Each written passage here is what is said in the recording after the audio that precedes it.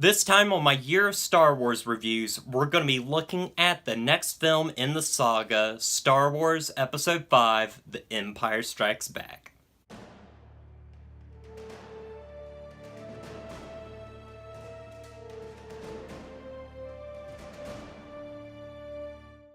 The Empire Strikes Back was directed by Irvin Kershner. George Lucas this time around steps back as director and works on the film as a producer. The film, of course, continues the ongoing adventures of Luke Skywalker, Leia Organa, and Han Solo, and their adventures fighting against the evil Empire and escaping the evil Darth Vader. Much like with the last review, I'm just going to say that this film has been talked about to death, and I personally cannot come up with anything really new to say that hasn't already been said. But I'm going to try and just talk about what I think about the film overall. Right off the bat, The Empire Strikes Back is one of the most important films I believe to be ever made. This is one of the most important sequels to be ever made, and honestly, every sequel that has come out since, usually the middle chapter of a film, has often been compared to The Empire Strikes Back. All of them seem to be like, oh, it was the Empire Strikes Back of this trilogy. And that's really cool. That it just leads back all to this movie. That this film sets such a standard for middle chapters in a series. That's really impressive. And what's really interesting about this film, I think, is the history behind it. We almost didn't get this movie, from constant rewrites to it maybe not even existing. If you look at the original Star Wars movie, that film was almost set up for failure. Nobody really believed in it and thought that it would just be pushed to the side. And it made a lot of money. So a sequel was, of course, going to happen. And George Lucas intended on sequels, of course, whether on a bigger budget or a lower budget.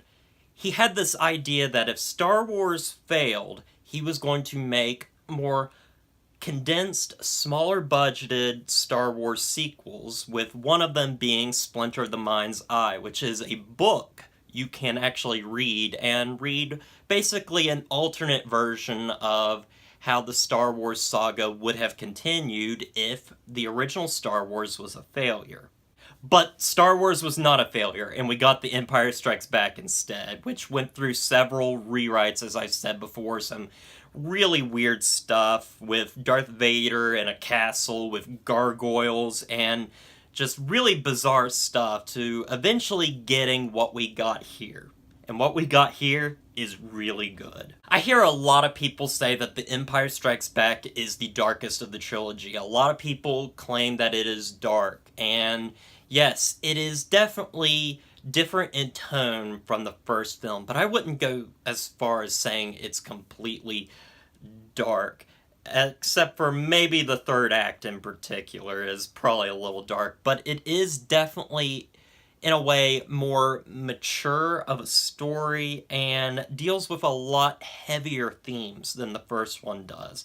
It's not all fun and games, although it is fun and games. I like how this film deals more with the philosophical side that we were introduced to in the first Star Wars film. A lot of stuff going on with the Force, and that has to do with the introduction of Yoda, who is Luke's master through this film, who helps him to train as a Jedi. And what I love is that we get, in a sense here, that the Force is more than what it was in the first one. We get a lot more interesting meat of what the Force is, and that's really cool. And a lot of the conversations that Luke and Yoda have are some of the best in this trilogy, and the concept of the Force evolves from what we learn in the first one, and that's really good. That's what you should do. You should evolve your series in a way to make it not the same thing over and over again. And that's what I enjoy about this film. It takes it to a different level altogether. In this film, we also get the typical, well, not exactly typical then, but typical now, of the main character being split off from the rest of the group. So we have two different stories going along, that being the one of Luke learning to become a Jedi, and then Han and Leia's romance, and also just their star-crossed journey of trying to escape the Empire, which is a lot of fun. Particular scenes that stand out to me are the Battle of Hoth, which is still impressive to this day, using a lot of miniatures, and it's beautiful to watch, especially on a nice widescreen. And also, I love the scenes on Dagobah with Yoda talking to Luke about the Force. It's so enjoyable. And also, I love the scene where Luke goes into the cave and faces off against Darth Vader. And I love that scene so much. It's so well done. And also, of course, I think the entire third act of this movie is incredible. We get introduced to one of the most interesting characters of the Star Wars universe, Lando Calrissian, played by Billy D. Williams, who is terrific in this role. He brings this role to life, and it's so fun to watch him. He's so charismatic and suave, and just a real asshole, too. I love Lando, especially in his scenes with Han Solo. I think Billy D. Williams and Harrison Ford have wonderful chemistry together, and it makes it a lot of fun. Also, the third act, as I've said, is amazing in this film, and definitely the high point of it, where all the drama has led to this. A lot of things are happening, and a lot of it is, as I'll say, pretty dark and pretty kind of dour. The ending of this film is dour, and that's something else that this film has done. This film has created the dour ending of a second movie in a trilogy, because that's usually how second movies are in a trilogy. They end with this dour kind of ending that was started here. And of course, we get that amazing, or should I say horrifying, scene of Han Solo being frozen in carbonite. It's a great scene with great dialogue between our leading characters, especially Han and Leia. Of course, we all know the famous line, "I love you, I know," which is, of course, one of the most quoted lines in this series. It's great. But what I want to talk about now is the fantastic fight between Darth Vader and Luke Skywalker. And this is what I love about the fights in the original trilogy and even the sequel trilogy. And that's something that both these sagas understand that I don't think the prequels do. I mentioned this in my last review, and it's something that Red Letter Media brings up in their videos about Star Wars, that the fights are not about the fight themselves, but about the internalization of the characters. Yes, the fight in this film is enjoyable. It's one of the best fights in the saga, but what's interesting is just the dynamic between these two characters and how they play off each other. The way Darth Vader speaks to Luke and tries to intimidate him is fantastic. I love my favorite scene. I think my favorite scene in the entire Star Wars universe, shows, movies, is the scene when Luke enters into the carbonation chamber and we just hear Darth Vader's breathing, and then we hear him say, "The Force is with you, young Skywalker, but you are not a Jedi yet."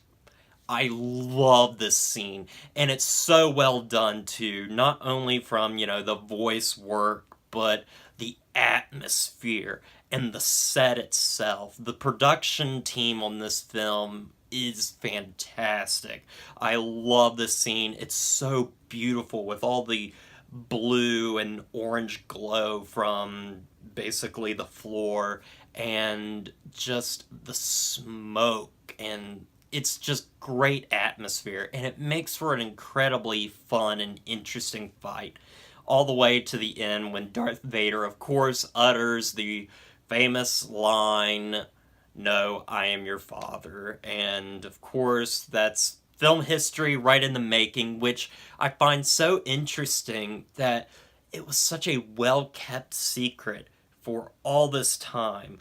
Like, even to the point where on set, they were not saying the actual dialogue, more or less. And I think that's really cool that the "I'm your father" was so kept in secrecy, and it makes for, of course, one of the greatest twists in film history. Everybody knows this twist, and honestly, it's this scene in particular why I wanted to review the Star Wars movies from the original trilogy going back to the prequel trilogy. Because I think it's so impactful knowing that Darth Vader says that. Knowing that Darth Vader is Luke's father in this scene, in this movie, I think it's more impactful than knowing the story of Darth Vader beforehand by watching the prequel trilogy. Now, of course, with modern media and just the idea that this is such a well-known thing in pop culture, of course, everybody knows that Darth Vader is Luke's father. But I think it's impactful watching this scene before the prequels. So that's why I kind of set it up to watch the originals first, then going to the prequels. In terms of negatives that I have with this film, I do have some negatives, and they're very minor, but they do kind of bother me with the film. And honestly, what I'm going to say, it's only really one thing, but what I have to say about it is this is a common trope throughout the entire Star Wars saga. Every movie, I feel like, has this problem, and that's the pacing in the second act. Usually the first act and the third act are wonderfully crafted, just exhilarating and so enjoyable. However, I think the second act in all of these movies, and particularly in this one, which we're talking about, the pacing in the second act is rather slow and sometimes hard to get into, but what's in the second act is still incredibly good, with great characters, great philosophy, and just an interesting story overall. I love this film. It is one of the best sequels ever made, and just an incredible, awesome film. I'm gonna give Star Wars Episode 5, The Empire Strikes Back, an 8 out of 10. Well, guys, I want to thank you for watching this review. I know I didn't really say anything new, but, this has been talked about to death, and I just want to give my thoughts on it. And that's basically all I've got for you guys. Well, anyway, guys, check back next month for my next review on Return of the Jedi. So look forward to that, and as always, don't forget to like, comment, and subscribe to the channel. And I'll see you guys in the next review.